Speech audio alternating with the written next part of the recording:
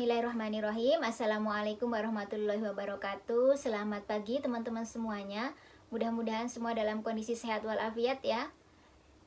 Di puasa yang masuk ke 10 hari kedua di bulan Ramadan ini, mudah-mudahan puasanya makin lancar, ibadahnya makin berkualitas, sehingga kita semuanya dapat menjadi pribadi-pribadi yang bertakwa. Mohon doanya ya teman-teman, kita saling mendoakan. Nah, seperti biasa teman-teman, saya akan menyampaikan apa yang sudah saya pelajari dalam rangka mengikat ilmu, mudah-mudahan bermanfaat bagi saya pribadi maupun bagi teman-teman. Tapi sebelumnya saya ucapkan terima kasih buat teman-teman yang sudah mensupport channel ini. Semoga semuanya dibalas oleh Allah Subhanahu wa taala. Dan juga buat teman-teman yang baru saja bergabung, selamat bergabung.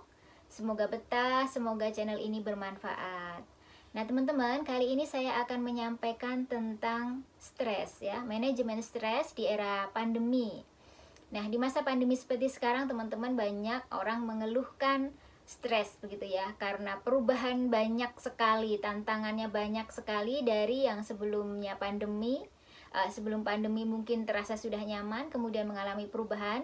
Ada yang merasa biasa-biasa saja gitu ya, tapi ada juga yang terombang-ambing oleh kondisi tertentu. Nah inilah kemudian yang menyebabkan beberapa orang merasa stres di masa pandemi. Mudah-mudahan kita semuanya bisa mengatasinya ya teman-teman. Apa itu sebenarnya stres? Pengertian stres itu sangat banyak ya teman-teman. Saya hanya akan mengutip beberapa definisi saja.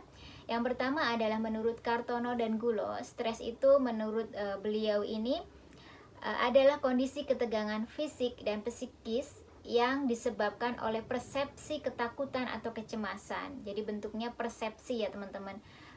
Apa yang dirasakan dari pandangan orang tertentu. Barangkali bagi orang yang lain tidak stres, tapi bagi orang yang ini stres misalnya seperti itu ya. Jadi beda-beda memang. Jadi persepsinya masing-masing. Kemudian menurut Cloninger, stres itu adalah ketegangan yang muncul karena ada masalah atau tantangan yang belum bisa diselesaikan, atau juga karena banyaknya pikiran.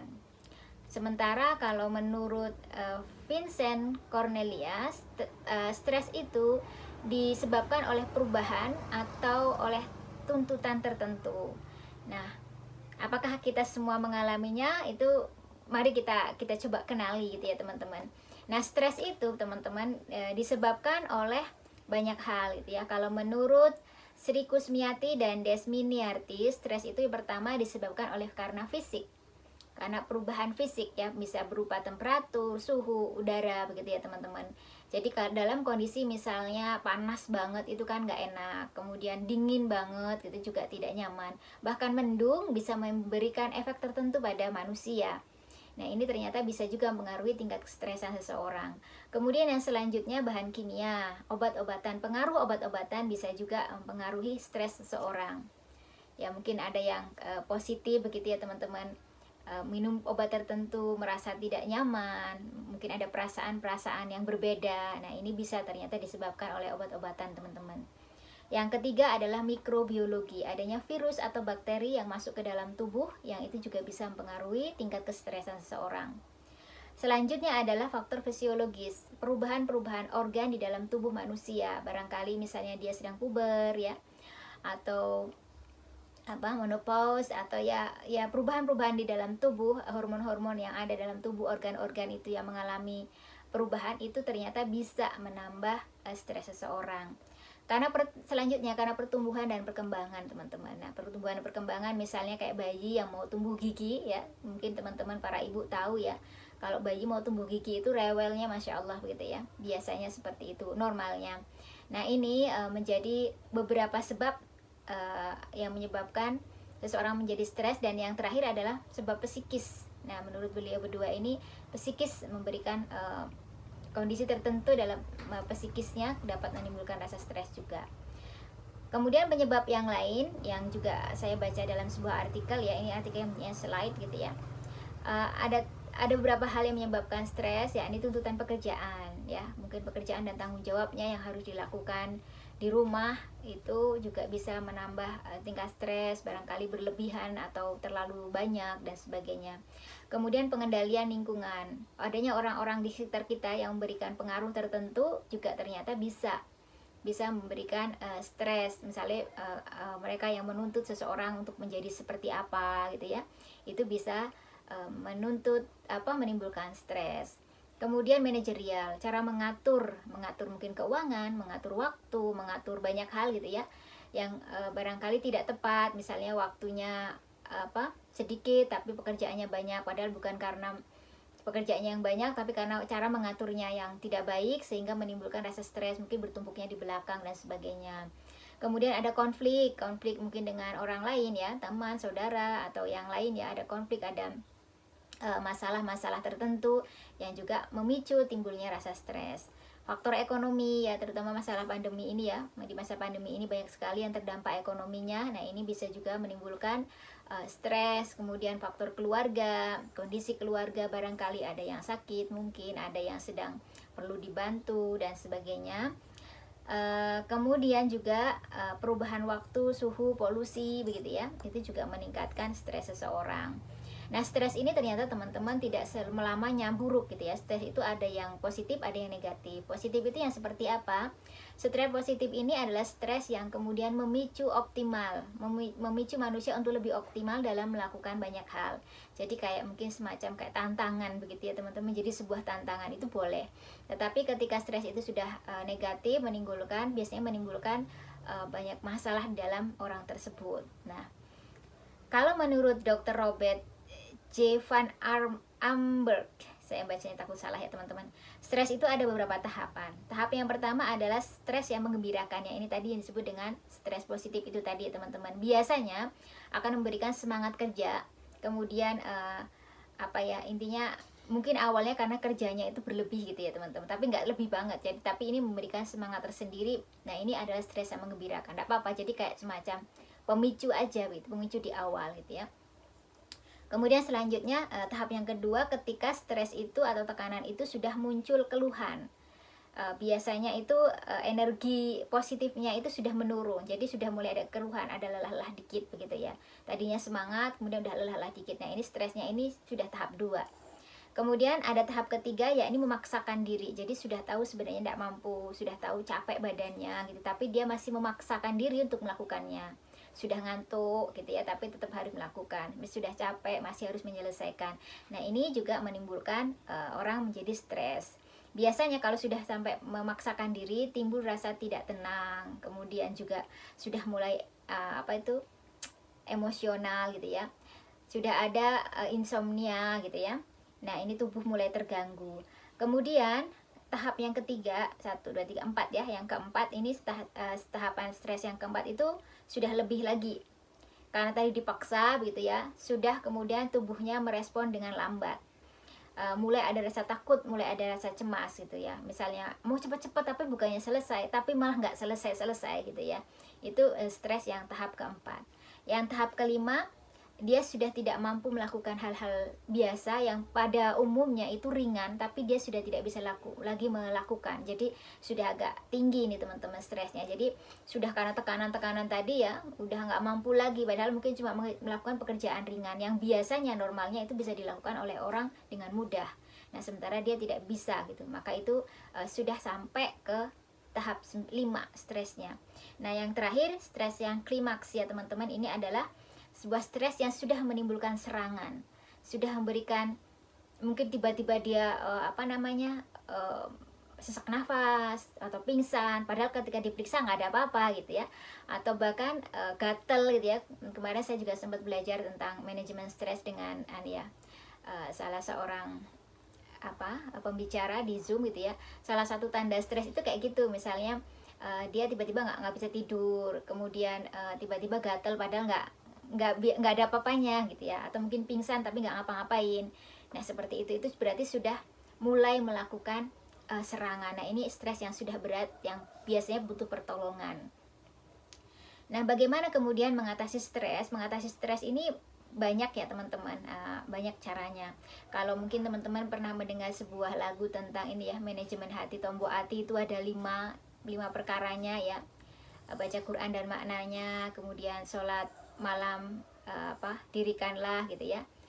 Ya seperti itu adalah bagian dari cara ngobatin stres. Kalau dari segi agama ya teman-teman, itu banyak sekali untuk bisa kita lakukan ya, baca Quran dengan maknanya, kemudian berkumpul dengan orang soleh gitu ya. Nah itu cara-cara yang bisa kita lakukan dari sudut agama kita gitu, zikir dan sebagainya. Kalau dari segi keilmuan itu dukungan sosial teman-teman, dukungan sosial dengan cara apa? Memberikan penghargaan kepada apa-apa, ingatkan kembali pada prestasi-prestasi yang sudah pernah dicapai, kemudian berikan informasi yang dibutuhkan. Kadang orang stres itu bingung karena nggak tahu solusinya, dan kita beri solusinya dengan berikan informasi. Misalnya dia bingung nyari satu tempat, kita cari informasi tentang tempat tersebut sehingga memberikan solusi. Ini juga bentuk dukungan sosial, atau bentuk persahabatan, menemani dia, mensupport dia, seperti tidak sendiri ini ya, dia tidak sendiri, ada orang-orang yang membersamai dia gitu ya. Walaupun bersamai tidak harus beri solusi teman-teman, kadang ada orang-orang tertentu yang cukup ditemani saja gitu, nggak perlu dikasih solusi, itu sudah bagian dari solusi.